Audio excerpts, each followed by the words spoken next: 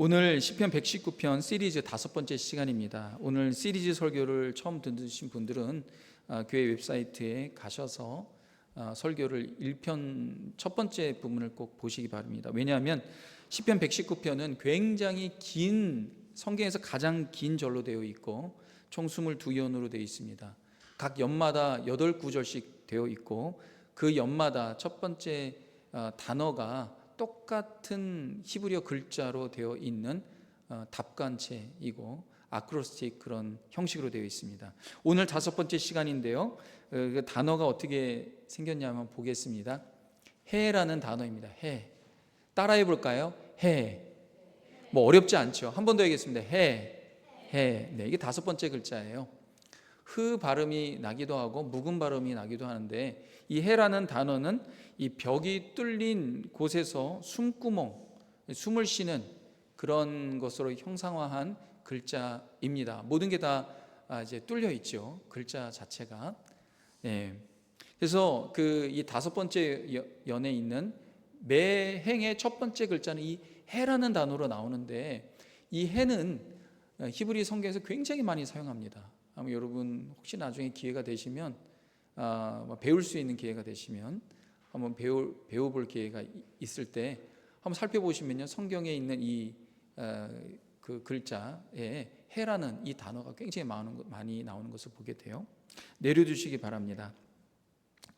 오늘 이 5번째 해, 이 제목은 주 말씀 향하여. 주 말씀 향하여.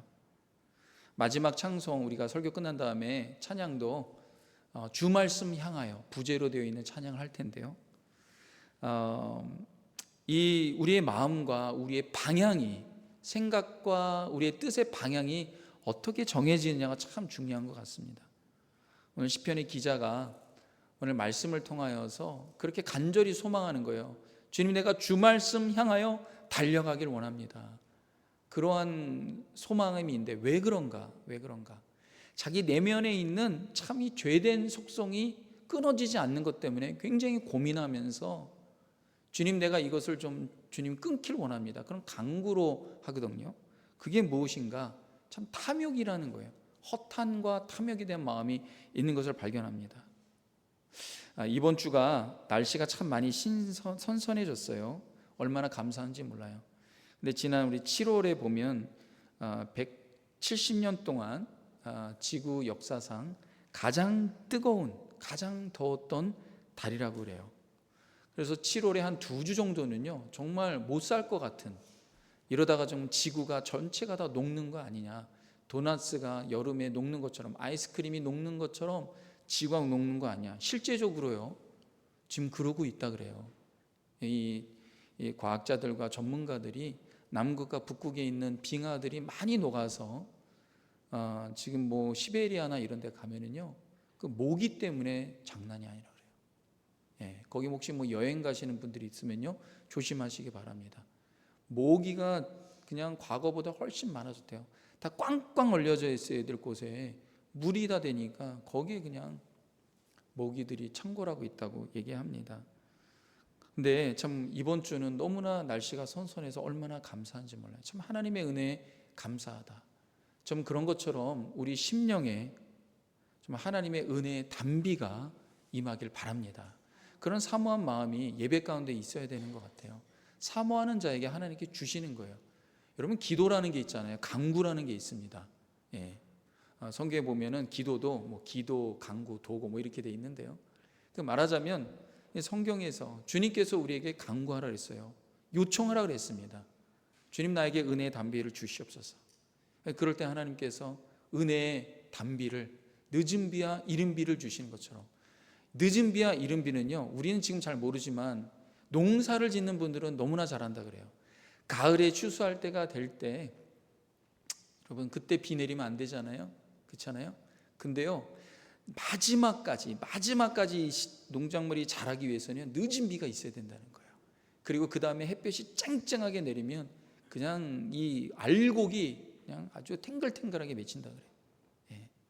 또 봄에 내리는 그 이른 비, 봄비에 그 새싹들이 자라거든요. 그런 것처럼 하나님께 간구하게 될 때 그런 은혜의 단비가 내릴 줄로 믿습니다.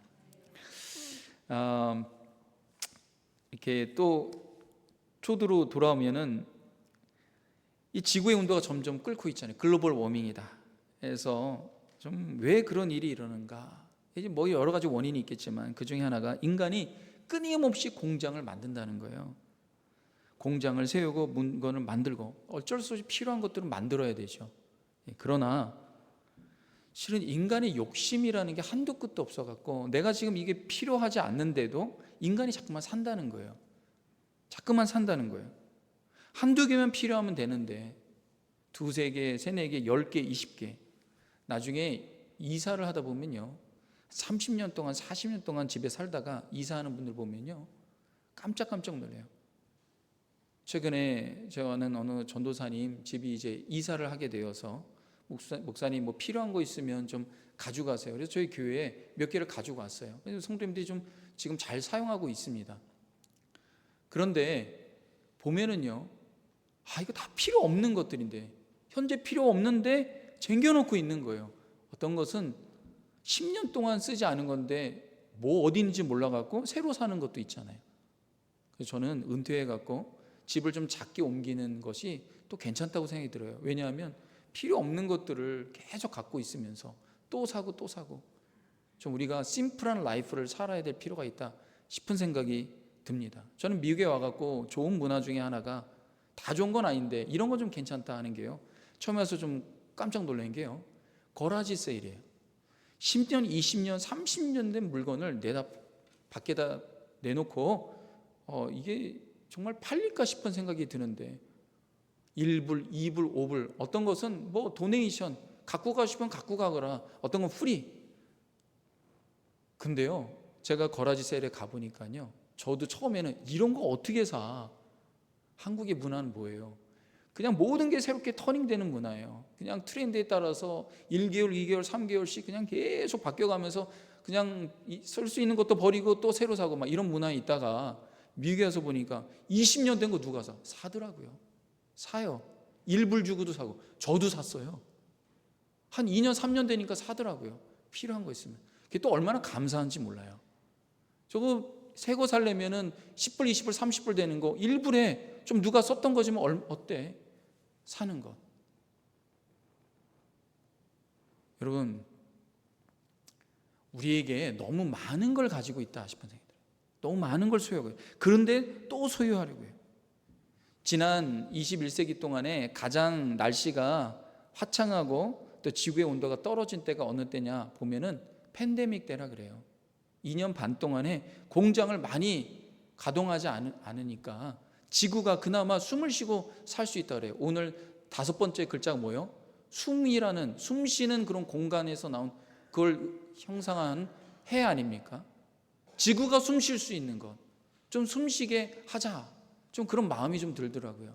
근데 여러분, 2년 반 동안 공장이 멈췄다고 우리 다 굶어 죽었습니까? 전 세계의 어떤 곳에서도요, 공장이 멈췄다고 굶어 죽은 그런 뉴스는 보지 못했습니다. 굶어 죽지 않았어요. 200만의 이스라엘 백성들을 하나님께서 애굽에서 빼내오시고 광야 40년 동안 그렇게 뺑뺑이 돌리실 때요, 굶어 죽은 사람 아무도 없었어요. 의복이 해한 사람 아무도 없었어요. 신발이 다른 사람 아무도 없었습니다. 근데 우리는 뭘 걱정하나요? 나 굶어 죽을 것 같아. 나 지금 이거 내가 지금 안 되면은 나 죽을 것 같아. 그런 염려와 걱정이 있지 않습니까? 전혀 그럴 일 없어요, 여러분. 하나님의 자녀는 하나님께서 지켜주신다 그랬어요. 의인의 자손은 걸식하는 법이 없다 말씀하셨어요. 이런 말씀인데도 너무나 걱정하고 염려하고, 왜? 인간의 욕심과 탐욕 때문에 그래요. 더 가지고 더 소유하려는 이 탐욕으로 향하는 마음을 여러분, 우리가 어떻게 제거할 수가 있어요? 끊어야 되는데 이게 다 뭐예요? 나를 향한 것 때문이에요. 내 중심적인 것. 오늘 이 시편의 기자도 자기의 마음의 상태가 그런 걸 깨달았어요. 하나님의 사람이에요. 시편을 지을 정도예요. 근데 여전히 자기 안에 있는 이 탐욕이 정말 큰 문제라는 걸 깨닫고 하나님께 간구합니다. 오늘 36절 37절의 말씀이 그거예요. 이렇게 고백합니다. 내 마음을 주의 증거들에게 향하게 하시고 탐욕으로 향하지 말게 하소서. 여러분, 하나님의 사람이에요. 근데 자기 안에 탐욕이 있다는 걸 알아요. 37절에 보면 내 눈을 돌이켜 허탄한 것을 보지 말게 하소서, 이렇게 얘기하고 있어요. 탐욕이 뭐예요? 자기만을 생각하는 이기적인 욕구입니다. 이기적인 욕구예요. 나만을 생각하는 이기적인 욕구. 사람이 다 그런 마음이 있잖아요. 영어로 분명하게 잘 해석을 했어요. selfish gain. 이기적으로 얻으려고 하는 것. 그런 게 있다라는 거예요. 나만을 위해서. 이 시편을 쓴 사람이 하나님을 경외하는 사람이라는 거 여러분 아시기 바랍니다. 자기의 깊은 내면에 있는 이 탐욕과 욕망과 싸우고 있는 거예요. 여러분, 우리의 영적 싸움이 뭐예요? 어떤 대상을 두고 싸우는 게 아니잖아요. 여러분, 대상을 두고 싸우는 거는요, 그거는 정말 성령의 사람이 아니에요. 내 대상은 뭐예요? 내가 돼야 되는 거예요. 내 안에, 실은 다 자기 안에 문제 때문에 일어나는 거거든요.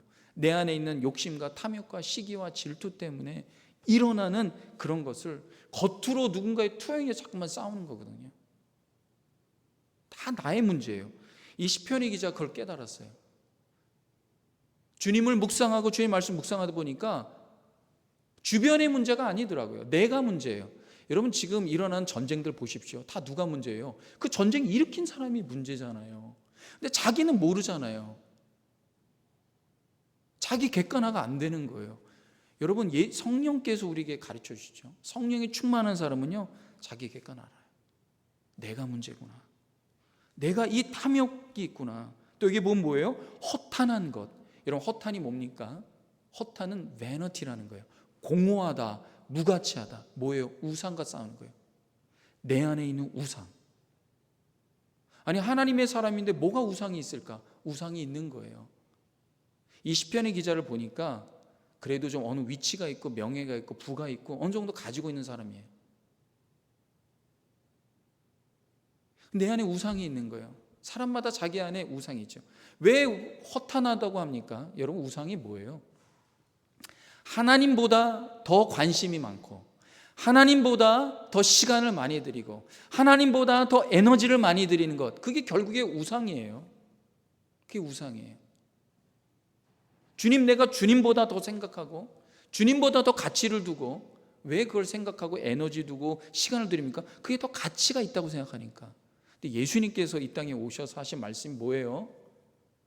제자들이 가르친 게 뭐예요? 세상에 있는 것도 눈에 보이는 이 많은 휘황찬란한 영광들이 세상 사람들은 다 가치 있다고 여기고, 너희도 언약 백성인데 그걸 가치 있다고 해서 나아가지만 진짜 가치 있는 걸 내가 가르쳐 줄게. 그걸 위해서 내가 이 세상에 왔어. 눈에 보이진 않지만 영원한 것, 그게 가치 있는 거다. 이 세상에 눈에 보이는 거, 너 죽으면 끝이야. 가져갈 수 없어. 너희 자손들도 가져갈 수 없어. 물론 그것이 이 땅에 살던 동안 필요하지. 그러나 거기에 목숨 걸진 마라. 목숨 거는 게 우상이에요. 근데 이 시편의 기자가 자기에게 허탄한 것이 있는 걸 알게 된 거예요. 내가 지금껏 이뤄놓은 이 명예, 이뤄놓은 이 위치, 이 부, 이 사람들에 대한 것들, 주변에 있는 이 많은 것들, 나 이거 어떻게 해야 되지?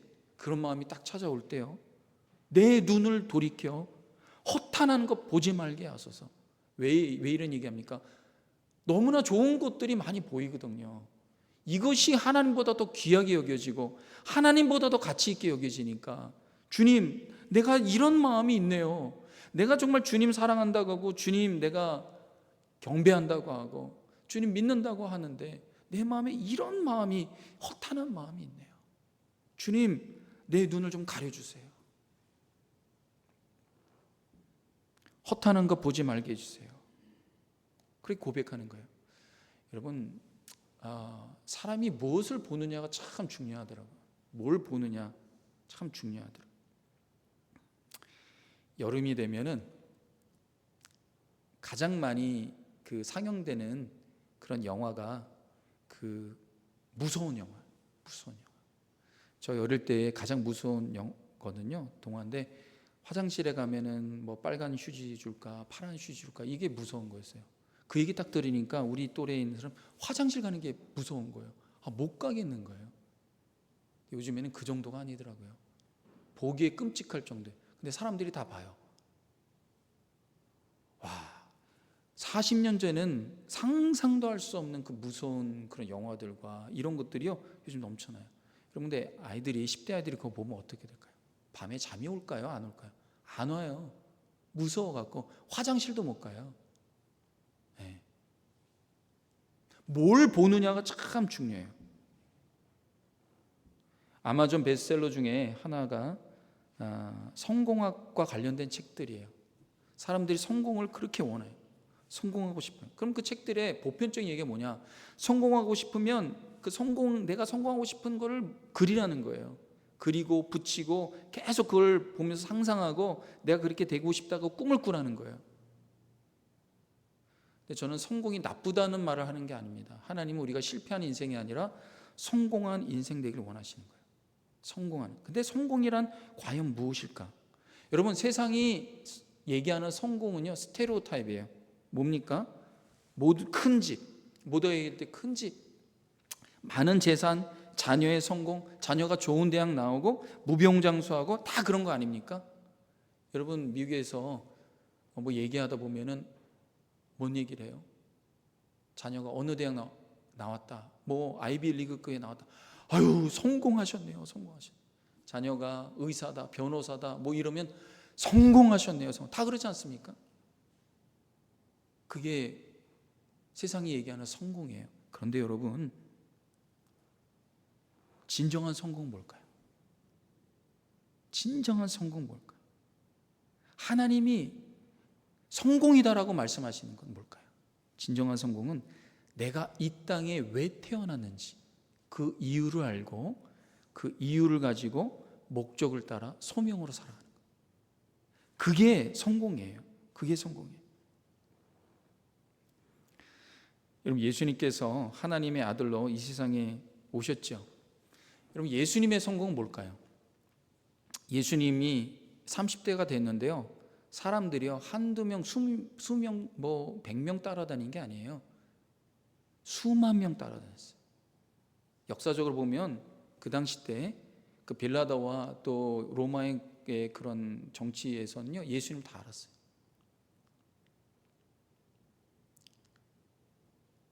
예루살렘과 뭐 갈릴리 지역 너무나 그분이 말하는 거나 그분이 행하는 거나 이 능력이 보통이 아니에요. 그러니까 제자들이요, 예수님 당연히 유대인의 왕, 아니 유대인의 왕뿐만 아니라 로마의 시저가 황제가 될 수 있는 가능성이 있는 그런 분이다, 그런 생각이 들었어요. 근데 예수님의 성공은 뭘까요? 주님의 성공이 뭐예요? 그게 되는 거예요? 제자들에게 얘기할 때면 나는 이 땅에 온 게 그게 아니다. 내가 이 땅에 온 이유는 세상을 구원하는 거다. 어떻게? 십자가 지고 십자가에서 죽으심으로 세상을 구원하고 생명의 길을 여는 것, 그것이 내가 이 땅에 온 이유다. 예수님의 성공은 뭐예요? 십자가 지시고 십자가에서 죽으시고 그리고 부활하시는 것, 그것이 예수님의 성공이에요. 진정한 성공은 뭘까요? 내가 이 땅에 온 이유를 알고 그 소명을 완수하는 거예요. 사람마다 달라요. 신문지장에서 보면 수능 만점자가 누구를 죽였어요. 가족의 일원을 죽였어요. 신문에서 와, 어떻게 그런 일이 있어? 어떤 사람은 반에서, 전교에서, 전국에서 탑권에 있는데 자기가 다니는 학교에서 투신 자살, 학원에서 투신 자살. 어떻게 그럴 수가 있어? 여러분, 왜 그럴까요? 너무 안타깝잖아요. 왜 그런 일이 일어날까? 내가 왜 이 땅에서 살아가야지? 내가 왜 공부해야 되는지? 내가 왜 1등을 해야 돼? 이걸 모르는 거예요. 부모님은 1등만 하라고 그러는 거예요. 내가 널 위해서 살아가는데, 내가 널 위해서 뼈 빠지게 일하는데 너는 지금 1등 안 하고 뭐하니? 그 아이는 병 들어가는 거예요. 내가 왜 사는지. 진정한 성공은 뭘까요? 아이가 왜 이 땅에 태어났는지. 하나님께서 그 아이를 왜 이 땅에 보내셨는지, 그 아이가 태어난 이유와 삶의 목적을 발견해 주면 되는 거예요. 여러분, 자녀를 스테레오타입으로 키우지 마시기 바랍니다. 근데 어떤 사람은 나는 의사가 돼서 정말 병자들을 고치는 게 나의 소명입니다. 그럼 돼야죠. 당연히 돼야죠. 사업을 통해서 내가 성공하여서 하나님 영광 위해서 이로운 그런 사람이 돼야죠. 당연히 돼야죠. 근데 어떤 사람은 내가 달리기만으로도 하나님의 영광이 되는 그런 사람이 있어요.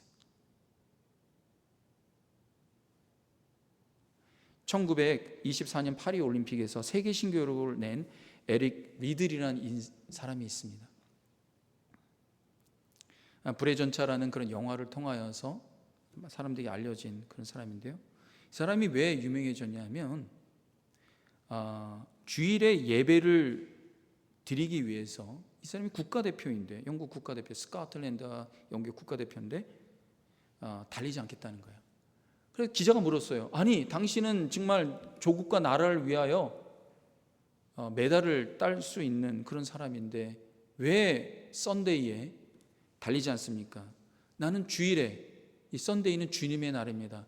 나는 이날 예배하러 가야 됩니다. 주님이 내 최고의 가치입니다. 말도 안 됩니다. 지금 나라와 민족이 당신을 지켜보고 있는데 당신은 나라의 적이 될 것입니다. 저는 그래서 상관없습니다. 나의 왕, 나의 하나님, 그분을 위해서 난 달립니다. 그분을 예배하기 위해서 난 주일에 갑니다. 그래서 그 당시 때요, 신문 대문짝만하게 유명한 사건입니다. 국민의 적이 됐어요. 국민의 원성을 샀습니다. 근데 평일에도 달리잖아요. 근데 평일에 달리는데 평일에 금메달, 동메달, 은메달 다 땄어요. 그때 400m에 세계 신기록을 냈어요. 에릭 리들입니다. 47초를 달렸어요. 전 세계 최고로 빨리 달리는 사람이 됐어요. 하루아침에 국민의 적에서 국민의 영웅이 됐어요. 여러분, 국민의 영웅이 되면 지금 어떻습니까? 지금 가장 많이 돈을 버는 사람들이 누구예요? 스포츠 선수들이에요. 그래서 아이들에게 물어보면요, 뭐가 되고 싶냐 그러면 다 축구 선수 되고 싶다, 스포츠, 미국은 풋볼 선수 되고 싶다, 농구 선수 되고 싶다, 다 그래요. 하나님께 태어나게 하신 이유가 그거라면 해야죠. 당연히 해야죠. 근데 이 사람이 에릭 리들이 자기는 중국 선교사를 그 다음에 갔습니다. 1925년도에 중국 선교사로 떠났어요. 내 목적은 하나님의 영광을 위해서 살아가는 거예요. 나는 주님의 영광을 위해서 달리는 것입니다. 주님이 기뻐하시기 때문에 달립니다. 그리고 그가 선교하고 일본군에게 붙잡혀서 수용소에 수감하고요. 1945년 20년 후에 2월에 중국 땅에서 43세의 나이로 순교합니다. 여러분, 이 사람은 성공한 사람입니까? 실패한 사람입니까? 성공한 사람이에요.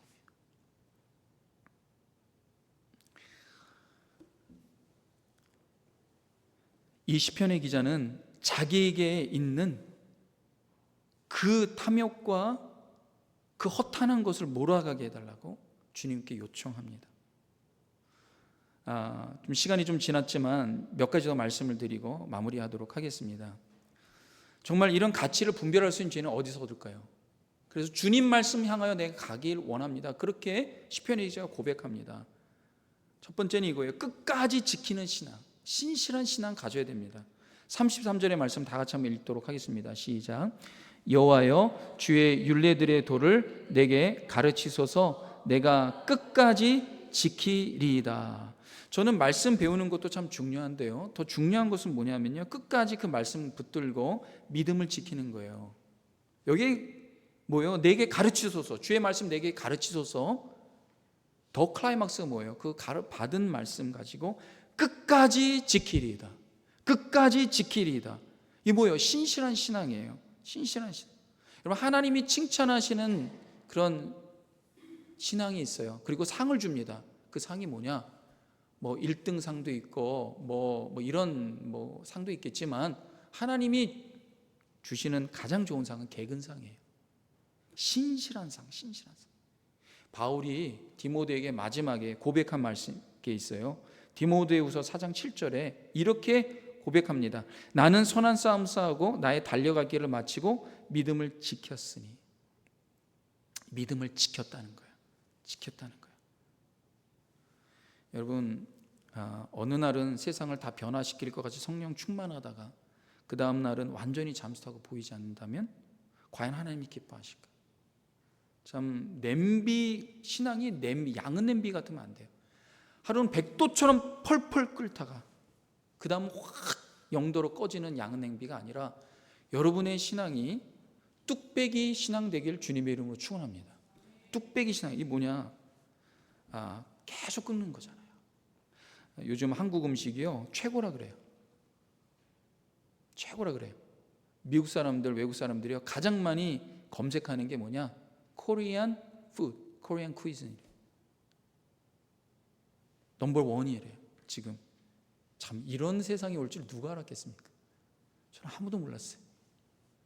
제가 미국에 20년 전에 갈 때도요. 여러분 요즘 2세들 볼 때요 참 좋더라고요. 사람들이 물어봐요. 한국 음식, 한국말. 너는 왜 한국말 안 쓰니? 한국 음식 먹니? 물어본다는 거예요. 근데 이 한국 외국 사람이 감탄하는 것 중에 하나가 한국의 뚝배기랍니다. 이 뚝배기 음식을 먹으면요 먹을 때까지 음식이 식지 않아서 너무 좋다는 거예요. 여러분 미국 보십시오. 스테이크 보면요 접시 뜨겁게 달구잖아요. 근데 조금 지나면 2, 3분 지나면 탁 식어요. 철판하지만 무쇠로 달구지만 무쇠도 금방 있으면 다 식습니다. 뚝배기는 어때요?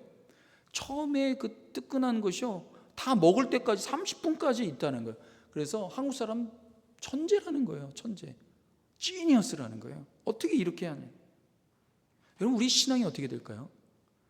어떤 분들은 그래요. 목사님 저는 너무 뜨겁지도 않고요 너무 차갑지도 않고. 어떤 분은 그러죠. 라오디게아 신앙과 같이 뜨겁지도 않고 차갑지도 않고. 여기선 그런 게 아니죠. 주님 앞에 뜨거워야 되잖아요. 근데 그 신앙이요 끝까지 가야죠. 뚝배기처럼 끝까지 가야 돼요. 끝까지. 사랑하는 성도 여러분, 여러분의 신앙이 뚝배기 신앙 되길 주님의 이름으로 축원합니다. 한 가지만 더 말씀드릴게요. 이 시편의 기자가요 참 두려워하는 게 있었어요. 그게 뭐냐면 세상에 비교하는 주변의 시선과 주변의 평가에 너무 두려움이 있었어요. 39절 한번 봅시다. 다 같이 한번 읽겠습니다. 시작. 내가 두려워하는 비방을 내게서 떠나게 하소서. 주의 규례들은 선하심이니이다. 내가 두려워하는 비방, 사람들의 시선, 사람들의 평가, 사람들에 대한 비교, 이게 너무나 두려운 거예요. 나를 어떻게 볼지가 두려운 거예요. 아마 이것은 모든 사람들에게 해당되지 않을까 싶은 생각이 들어요. 내가 사람들에게 좋은 사람으로 여겨지길 바라는 거잖아요. 근데 여러분 아셔야 되는 게 뭐가 있냐면요, 만약에 여러분 주변의 사람들이 100% 여러분을 100% 칭찬만 한다면 여러분 뭐가 something 잘못된 거예요. 예 하나 드릴까요? 여러분 예수님은요 그 당시 때 십자가에 못 박아 죽일 정도로 유대인들과 주변의 사람들이 예수님을 좋아하지 않았어요. 디모데후서 3장 12절 말씀 한번 보겠습니다. 다 같이 한번 읽겠습니다. 시작. 무릇 그리스도 예수 안에서 경건하게 살고자 하는 자는 박해를 받으리라. 여러분 아까 제가 예를 들은 에릭 리들이라는 사람, 온 국민의 적이 됐어요. 사회 일면에, 뉴스 일면에 에릭 리들을 비판하는 글로 그냥 난리가 났어요. 그래도 나는 주님을 예배하고 주님을 찬양합니다. 예수님만이 유일한 길이기 때문에 그래요. 여러분 어떻게 생각하십니까? 우리가 전하는 복음은 수용적이기도 하지만 배타적입니다. 얼마나 배타적입니까? 어떤 다른 것 길이 없습니다. 오직 예수님만이 생명의 길, 예수님만이 진리의 길입니다. 여러분 이게 선포하는 게 뭐예요? 이게 전도이고 선교입니다. 근데 요즘에는요 하나의 참 어려운 가치가 교회까지 들어온 게 뭐냐면 다원주의예요. 아니 착하게만 살면 되지, 어떤 종교도 괜찮아, 그냥 그 사람 그냥 지금 보니까 괜찮아, 그냥 그렇게 살다가 죽으면 뭐 하나님께 사랑의 하나님인데. 여러분 이런 생각 갖고 계십니까? 어떤 생각 갖고 계세요? 여러분 주변에 여러분이 사랑하는 사람이 주님을 알지 못할 때 여러분 어떤 생각이 드십니까? 어떤 간절한 마음이 있어요? 이 사람 꼭 예수님 믿어야 되는데, 주님 아니면 하나님 아버지께로 갈 수가 없는데 이거 어떻게 해야 되지? 여러분 이런 마음이 드십니까? 어떤 마음이 드세요? 많은 길 중에 예수님이 그냥 그 중에 하나의 길이라면, 여러분 굳이 하나님의 아들 예수님께서 이 땅에 하나님이신데 인간 되시고, 그것만으로 참 놀랍죠. 그런데 그분이 십자가에서 처절하게 죽으실 이유가 있습니까? 없지요. 왜 그렇게 했어요? 하나님께서 왜 그런 계획을 세우셨어요? 내 아들 예수가 아니면 나에게로 올 수가 없기 때문에.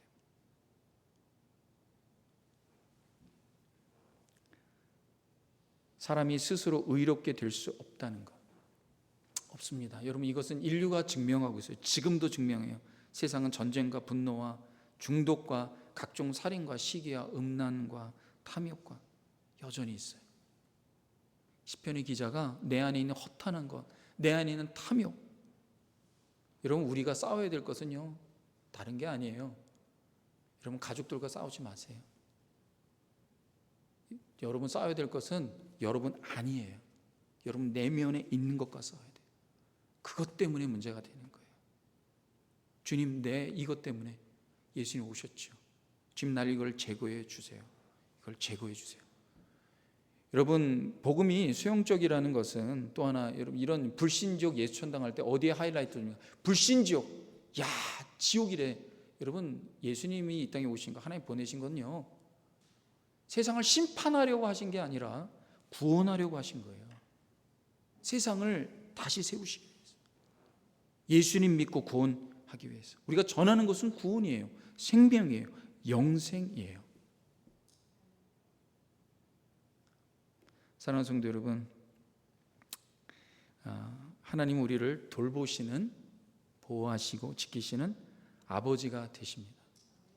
예수님 보내셔 얼마나 큰 은혜입니까? 얼마나 큰 은혜예요. 여러분 우리가 우리의 삶, 나에게로 초점하지 마시고 어떻게 해요? 하나님 영광 위해서 삶을 바꾸시기 바랍니다. 말씀 향하여 달려, 말씀 향하여, 주님 얼굴 향하여 달려, 주님 영광 위해서 내가 살겠습니다. 여러분 이렇게 바뀌어야 되는 거예요. 이렇게 될 때 여러분의 인생이 가치 있는 인생으로 바뀌기 시작해요. 그럼 너무 큰 것 바라지 마시기 바랍니다. 끝까지 주님 오실 때까지 뚝배기 같은 믿음을 가지고 가셔서, 여러분 우리 모두 다 생명의 면류관 취할 수 있게 모두 다 받아야 되잖아요. 그런 축복이 우리 모두에게 임하길 주님의 이름으로 축원합니다. 기도하겠습니다. 사랑의 주님 감사합니다. 하나님 정말 주님 얼굴 향하여, 주님 말씀 향하여 끝까지 달려갈 수 있길 간구합니다. 우리 내면에 있는 우리 여전한 욕심과 탐욕과 싸웁니다. 이기게 하옵소서. 주님 역사하옵소서. 예수님의 이름으로 기도합니다. 아멘. 자리에서 다 같이